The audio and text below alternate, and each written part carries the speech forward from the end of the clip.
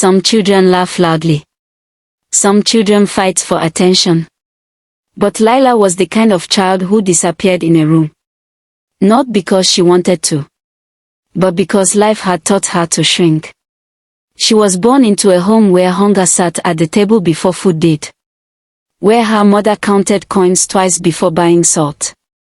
Where her father's silence grew heavier each year as bills piled higher than hope.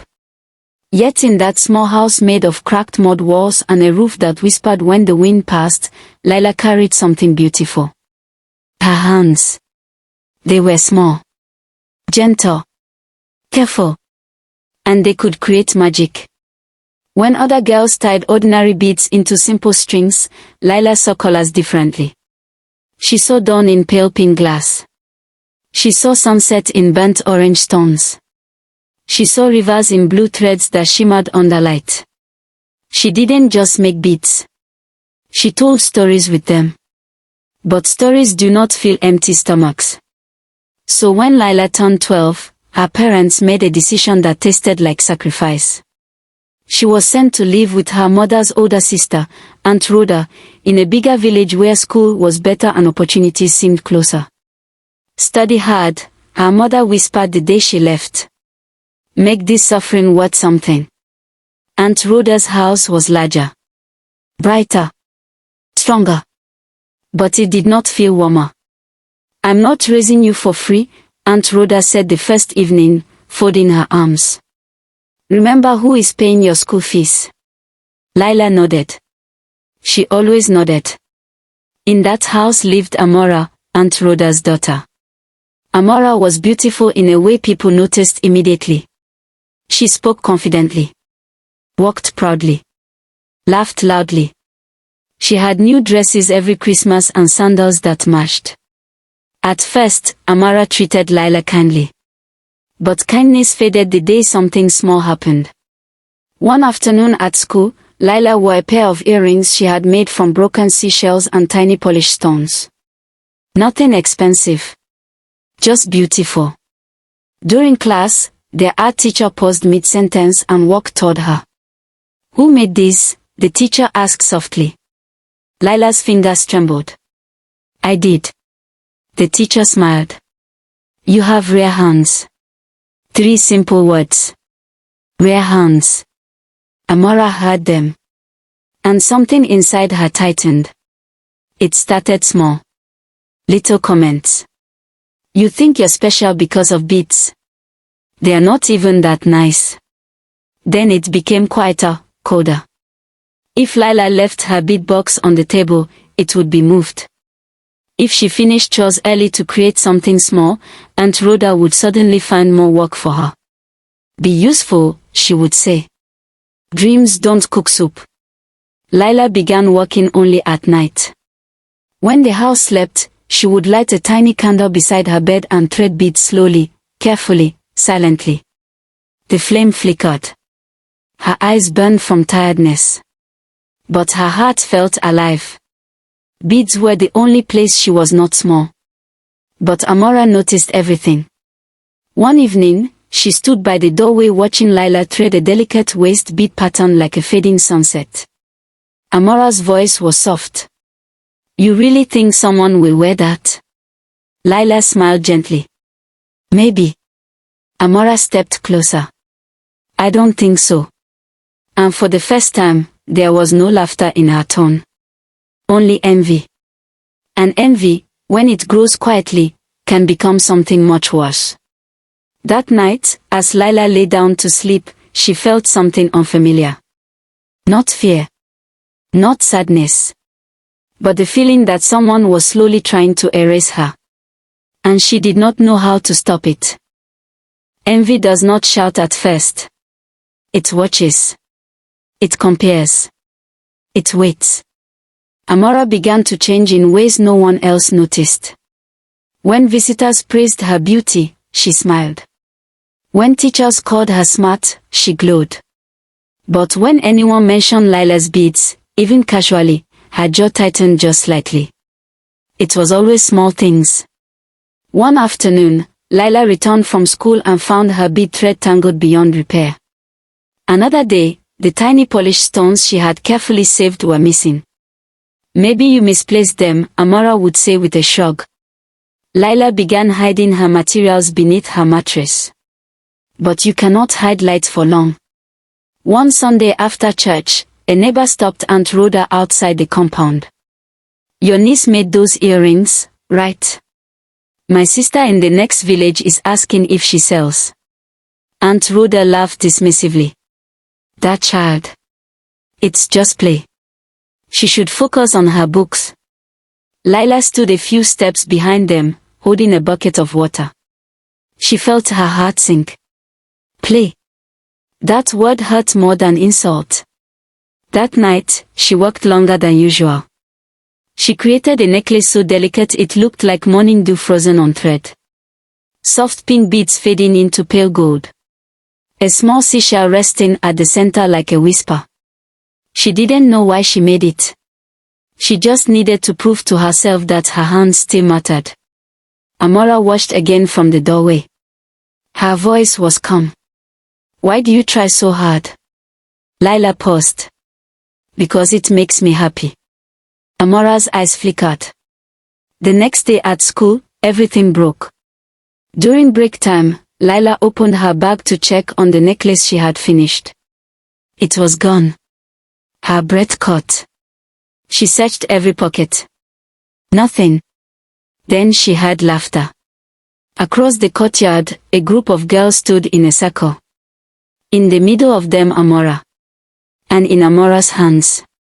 The necklace. Look at this, Amora announced loudly. She thinks she's some kind of designer. The girls giggled. It's actually pretty, one of them said softly. Amora's smile faded instantly. Pretty. Please.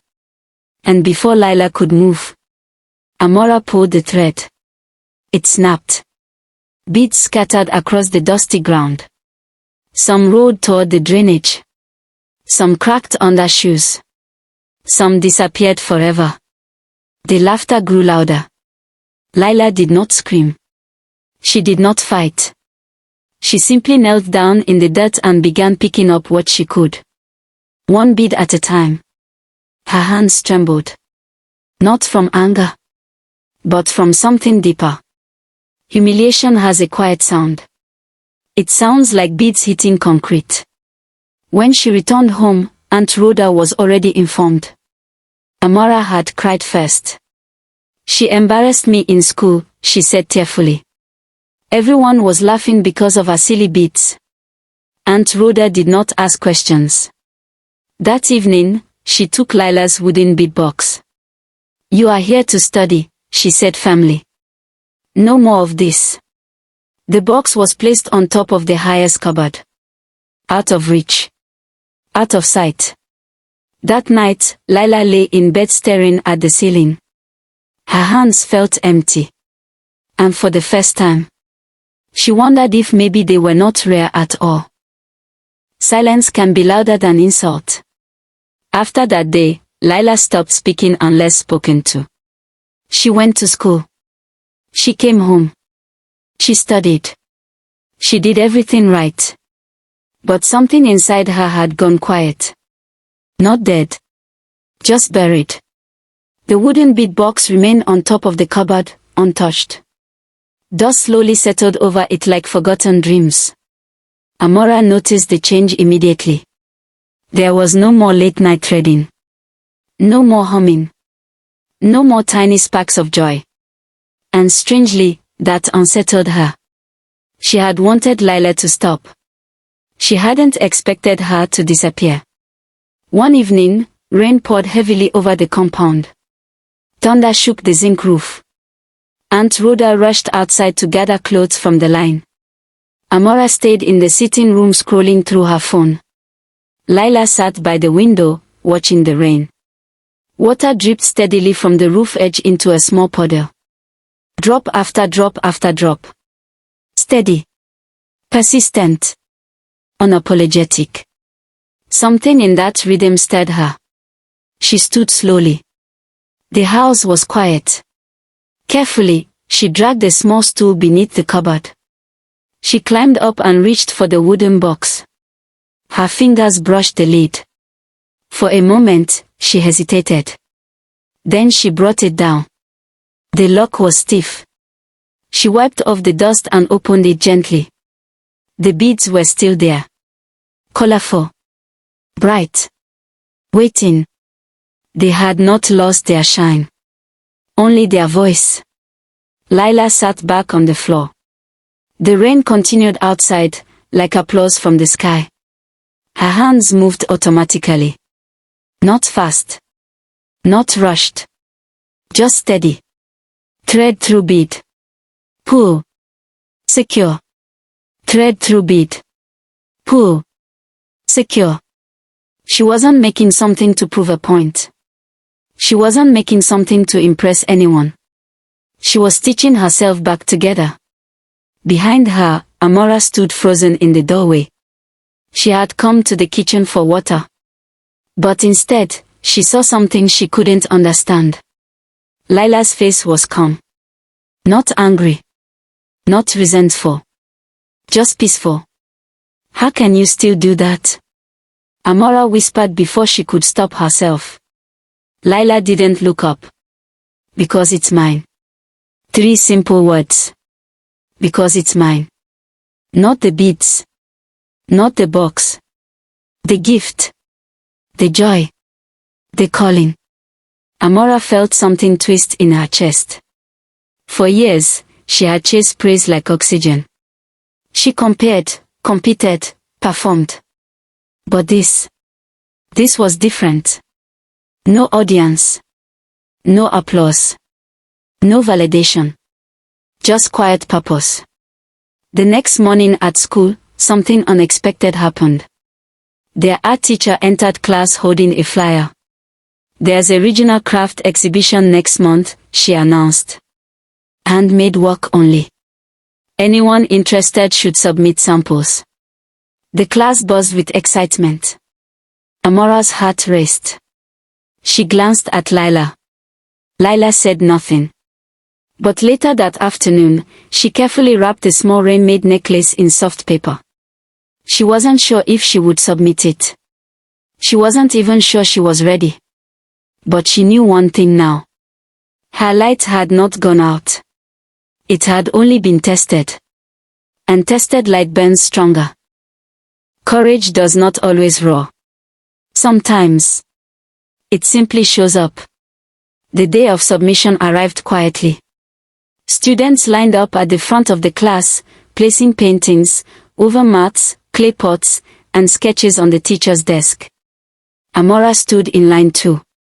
Her piece was bold, loud colors, dramatic patterns, designed to impress. She had worked tirelessly on it. But her eyes kept drifting toward Lila's empty desk. Just when the last student stepped away, Lila stood. No announcement. No hesitation. She walked forward holding a small paper-wrapped bundle. She placed it gently on the table and stepped back. The teacher unfolded it. Silence. The necklace shimmered softly under the classroom light, pale pink fading into warm gold, tiny droplets arranged like rain suspended in motion. At its center, the small seashell rested like a quiet heartbeat. It was not loud. It was not flashy. It was beautiful. The teacher looked up slowly. Who made this? Lila raised her hand. The room felt different. Not loud. Not mocking. Just still. Amora swallowed. For the first time, she didn't feel threatened. She felt small. Weeks passed. The exhibition day arrived. Students, parents, and visitors gathered at the regional hall. Tables were lined with handcrafted pieces from different schools. Lila's necklace sat in the center of a white display board. Simple. Radiant. A judge stopped in front of it longer than the others. He didn't speak at first. He just observed. Then he nodded. When results were announced, third place went to a woven basket. Second place to a painted landscape. And first place, the announcer smiled. Goes to the handcrafted necklace inspired by rainfall. Applause erupted. Lila stood frozen. Her name echoed through the hall. Aunt Rhoda looked stunned. Amora looked at her cousin, not with envy, but with something new. Recognition. That night, back home, Aunt Rhoda carefully brought down the wooden bead box and placed it in Lila's hands. "I was wrong," she said quietly. 3 simple words. Lila held the box gently. Amora stepped forward. "I'm sorry," she whispered. Not dramatic. Not defensive. Just honest. Lila studied her cousin's face. Jealousy had cracked. Humility had entered. And sometimes, that is how healing begins. "You can help me next time," Lila said softly. Amora blinked. "Really?" Lila nodded. Light shared does not grow dim. It multiplies. Weeks later, the 2 girls sat side by side under the mango tree. Thread through bead. Pull. Secure. Thread through bead. Pull. Secure. This time, there was laughter. Not competition. Not comparison. Just creation. Because true light cannot be dimmed by envy. It only shines brighter after the storm. And some gifts are simply meant to glow.